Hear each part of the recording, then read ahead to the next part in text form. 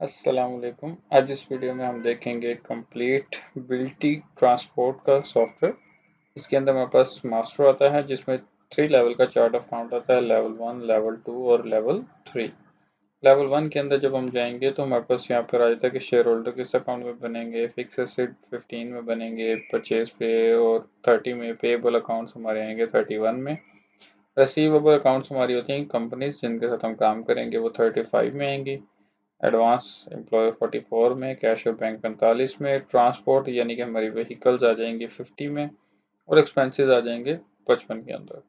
Level 2 के अंदर जब हम जाएंगे तो यहाँ पे हमारे पास आ जाता है कि हमारे पास पेएबल 3101 में बनेंगे, रिसीवेबल 3501 में, कैश और बैंक 4501 में, जो रनिंग व्हीकल्स हैं वो बनेंगी 5001 के अंदर। तो 5001 के अंदर जब हम व्हीकल बनाने जाएंगे तो हम चार्ट ऑफ अकाउंट में जाएंगे, यहाँ पर हम ऐड करेंगे जैसे कि 50, 01, 000, 1 पे पहली व्हीकल ऐड होगी।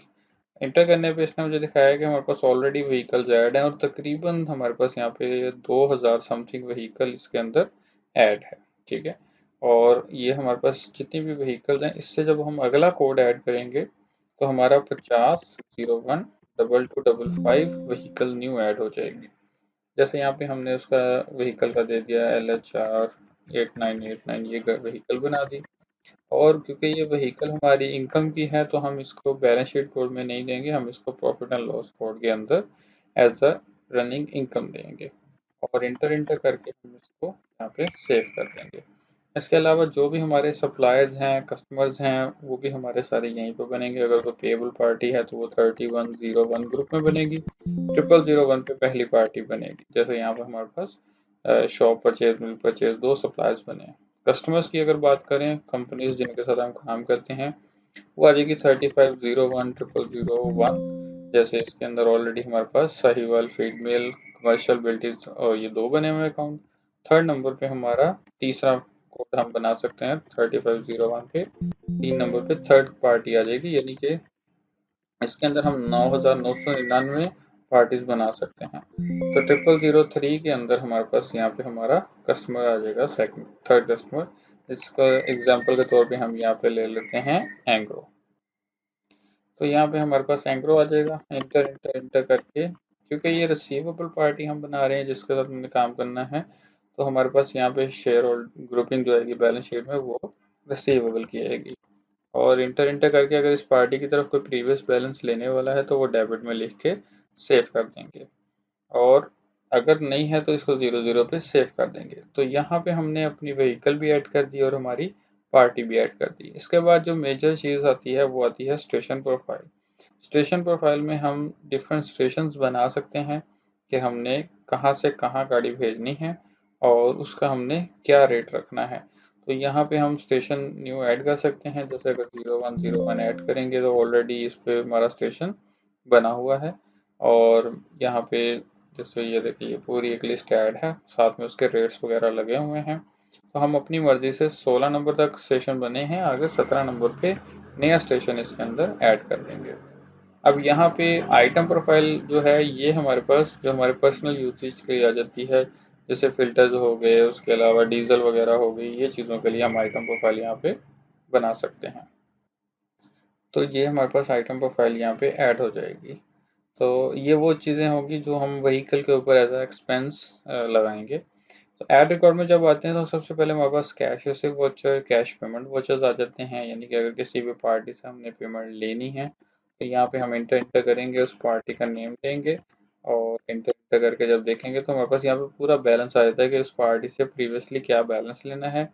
जितने बैलेंस हम उससे आज लेंगे वो यहाँ पे अमाउंट लिख के सेव कर देंगे। तो ये कैश रिसीव वाउचर हो जाएगा। अगर हम किसी को कैश के थ्रू पेमेंट देंगे तो कैश पेमेंट वाउचर करेंगे, अगर बैंक के थ्रू पेमेंट कर रहे हैं तो बैंक वाउचर करेंगे। जर्नल वाउचर्स के लिए हमारे पास यहाँ पे जर्नल वाउचर भी होता है और ग्रुप वाउचर भी होता है, जिसमें हम मल्टीपल इंटरेस्ट डाल सकते हैं। मल्टीपल पार्टीज को क्रेडिट करके डेबिट, या मल्टीपल पार्टीज को क्रेडिट डेबिट करके एक अकाउंट को क्रेडिट कर सकते हैं। उसके बाद लॉन्ग वो व्हीकल वाउचर आ जाता है, परचेज इनवॉइसेज आ जाती हैं जिसमें हम अपना जो डीजल है या लुब्रिकेंट्स वगैरह है उनको परचेज करेंगे सप्लायर से। वो हमारे पास एज अ स्टॉक के अंदर यहाँ पे स्टॉक में शो होगा। जैसे यहाँ पे मैंने stock report, stock in hand ली, तो जो जो चीज़ें हमारे पास यहाँ पे पड़ी होंगी वो यहाँ पे शो हो जाएंगी। इसी तरीके से अब मेन चीज़ जो आती है वो सबसे पहले आती है बिल्टी पोस्टिंग। तो यहाँ पे हम बिल्टी पोस्टिंग लेंगे, हमारे पास यहाँ पे डेट आ जाएगी, जिस पार्टी को हमने यहाँ पे पोस्टिंग करनी है हम उसका कोड यहाँ पे खाली करके उसका नेम दे देंगे। जैसे एंग्रो है तो एंग्रो नेम ले लिया, इंटर किया, यहाँ पे आ जाएगा व्हीकल कोड। तो हमने अभी एक व्हीकल बनाई थी LH4, तो LH4 8989 हमने व्हीकल यहाँ पे सेलेक्ट कर ली। इसका जो बिल्टी नंबर है यानी कि जिस बिल्टी नंबर के ऊपर हम वर्किंग कर रहे हैं वो हमारे पास प्रिंटेड आएगी, हम उसका यहाँ पे रिकॉर्ड डाल देंगे। तो 2424 हमने बिल्टी नंबर डाल दिया। कोई भी प्रोडक्ट है या कॉटन बैग्स हैं या कॉटन्स हैं उसकी हम क्वांटिटी यहाँ पे मेंशन कर देंगे। जैसे हमने कहा एग्जांपल के तौर पे हमारे पास 400 कॉटन आ रहा है किसी चीज़ का, तो हमने 400 कॉटन यहाँ पे मेंशन कर दिया। स्टेशन आ जाएगा कि कहाँ से कहाँ गाड़ी लेके जा रही है, तो हमने यहाँ पे डिफरेंट स्टेशन बने हुए हैं। तो एक हमने एग्जांपल के तौर पे दे दिया कि उकाड़ा के फार्म से 1 से ये आ रही है। अब उकाड़ा फार्म 1 पे हमने कॉटन का इनको जो रेट दिया है हमने कहा कि हम 30 रुपये पर कार्टन यानी कि आपसे चार्ज करेंगे। उस हिसाब से 12,000 रुपया आपके टोटल चार्जेस बनेंगे। अगर हमने कोई गाड़ी वाले को पेमेंट एडवांस यहाँ से मिल गई है तो वो पेमेंट हम यहाँ पे एडवांस लिख देंगे कि हमने 5,000 पेमेंट गाड़ी वाले को दे दी है। इसके अलावा कोई कमीशन है या कोई और भी चीज़ है तो वो यहाँ पे ऐड कर देंगे। जो रिमेनिंग हमारा बैलेंस बचा वो आ गया 7,000। और इसके अलावा कोई मुंशियाना फीस है, वो कांटा फीस या कोई सर्विस फीस वगैरह है तो वो यहाँ पे हम ऐड कर देंगे। इंटर इंटर करके इसको सेव कर देंगे। ये हमारी बिल्टी की आज की पोस्टिंग हो गई है। इसकी जो रिपोर्ट हमें मिलेगी वो मिलेगी यहाँ पे बिल्टी रिपोर्ट्स के अंदर। कंपनी वाइज बिल्टी हमारे पास यहाँ पे रिपोर्ट आ जाती है। अगर मैं ओवरऑल रिपोर्ट चेक करूँ तो इसमें हमारे पास वो सारी जो प्रीवियस भी बिल्टीज आ रही हैं, जैसे साहिवाल फीड मिल्स है उसमें ये गाड़ी है, तो क्या क्या व्हीकल्स हैं, क्या बिल्टीज हैं, किस स्टेट में है, कितने बैग्स हैं, कितने रेट में गई हुई हैं और टोटल क्या उनकी पेमेंट्स है, ये सारी डिटेल आ रही है। ये सेकंड पेज आ रहा है, थर्ड पेज आ रहा है, तो ये हमारे पास तकरीबन यहाँ पे ये मैंने लास्ट पेज यहाँ पे अब किया है। तो ऑलमोस्ट हमारे पास क्योंकि बहुत सारी व्हीकल्स ऐड हैं तो ये टोटल 74 पेजेस के ऊपर हमारा रिकॉर्ड आया है। इसमें सबसे लास्ट पेज पे हमारा एंग्रो का रिकॉर्ड भी आ गया है। अगर मैं इसको स्पेसिफिकली सिर्फ आज की डेट में देखना चाहता तो फिर हमने यहाँ पे स्पेसिफिकली आज की डेट डाल देनी थी और इंटर इंटर करके ओके कर देना था। तो हमारे पास आज की डेट में आ गया कि इस कंपनी से हमने ये वाली गाड़ी की ये बिल्टी का काम किया और एंग्रो कंपनी के अंदर इस फार्म से हमने इस बिल्टी नंबर के ऊपर ये डेट पे इतने बैग्स इतनी वैल्यू का हमने टोटल काम किया। ठीक है, तो यानी कि ये पूरी हमारे पास यहाँ पे डिटेल बन के आ जाती है। अब यहाँ पे हमने जो पोस्टिंग की है वो बिल्टी की पोस्टिंग की है। जब बिल्टी की हम गाड़ी वाले को पेमेंट करेंगे तो यहाँ पे बिल्टी पेमेंट में आएंगे और सबसे पहले बिल्टी का नंबर देंगे। तो 2424 हमने बिल्टी का नंबर दिया था। जैसे हमने बिल्टी नंबर लिखा तो उसने ऑटोमेटिकली सारी डिटेल उठा ली कि ये व्हीकल थी और टोटल 7,000 रिमेनिंग था जो गाड़ी वाले को पे करना था। 7,000 हमने यहाँ पे उसको पे कर दिया और इंटर इंटर करके सेव कर दिया। तो हमारा जो गाड़ी की पेमेंट थी वो यहाँ पे क्लियर हो गई। इसकी रिपोर्ट भी हमें यहाँ पे मिलेगी बिल्टी के अंदर ही। कंपनी वाइज अनपेड बिल्टी रिपोर्ट ये आ रही है और डेली बिल्टी वाइज व्हीकल रिपोर्ट ये अलग से आ रही है। यानी कि अनपेड जो बिल्टी होगी वो अलग से आएगी, जो कंपनी की साइड से अनपेड बिल्टी आ रही है वो अलग से आएगी। तो अगर हम कंपनी वाइज देखें कि 9/11/2024 में हमें कंपनी की साइड से किस बिल्टी की पेमेंट नहीं आई तो वो ये आ गई रिपोर्ट कि हमें इस फार्म से जो एंग्रो की ये वाली बिल्टी आई थी 2424 उसकी पेमेंट अभी तक हमें रिसीव नहीं हुई है कंपनी की साइड से। लेकिन अगर हम पार्टी की साइड का देखें तो यहाँ पे हमारे पास अनपेड में अगर हम आते हैं 9/11/2024 यानी कि जिस व्हीकल को हमने पेमेंट देनी थी उसको हम दे के यहाँ पे ऑलरेडी नील कर चुके हैं। इस वजह से ये हमारे पास रिपोर्ट इसने ओपन ही नहीं की। तो हमने क्योंकि बिल्टी पोस्टिंग करके कंपनी के नाम पे पैसे खड़े कर दिए और व्हीकल वाले को पेमेंट दे के क्लियर कर दिया। जब कंपनी को रिपोर्ट हमने भेजनी है तो फिर हमने कंपनी को यहाँ से कंपनी की जो रिपोर्ट होती है ना वो भेजनी होती है।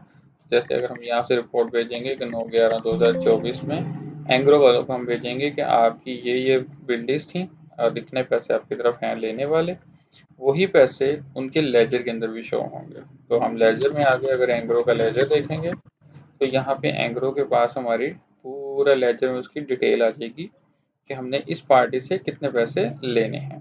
तो ये हमारे पास बैलेंस आ गया। कि हमने इतने पैसे इनसे लेने हैं।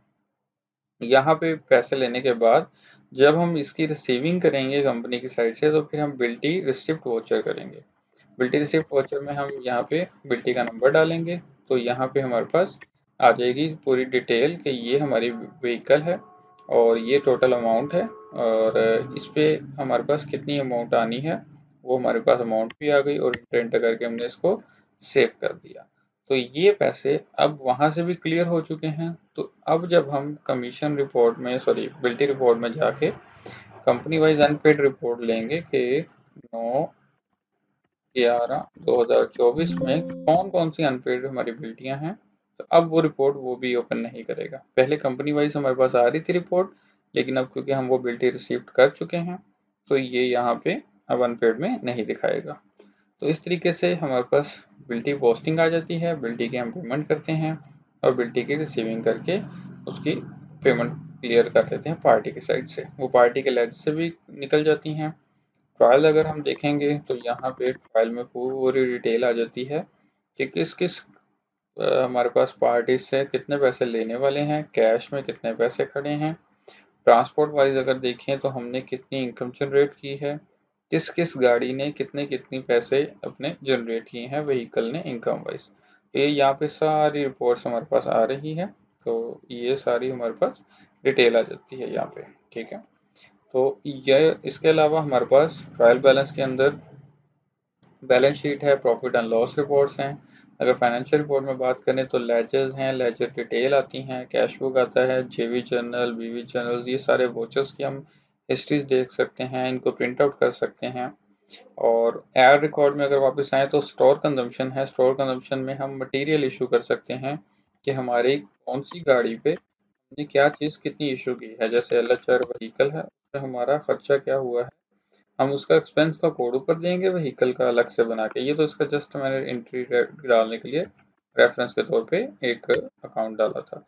और ऑयल के तौर पे हम यहाँ से जो भी ऑयल होगा कितना यूज़ किया है, कितने में वो आया था और कितना उसके नाम पे हमने खर्चा डाल देना है, वो यहाँ पे हम डिटेल दे के इसको सेव कर देंगे। तो ये जो एंट्री होगी 500 रुपये की, ये गाड़ी के खर्चे के अंदर जाके खड़ी हो जाएगी और ये स्टॉक से कम हो जाएगी और कंजम्पशन रिपोर्ट के अंदर आ जाएगी और गाड़ी के नाम पे कंज्यूम हो जाएगी।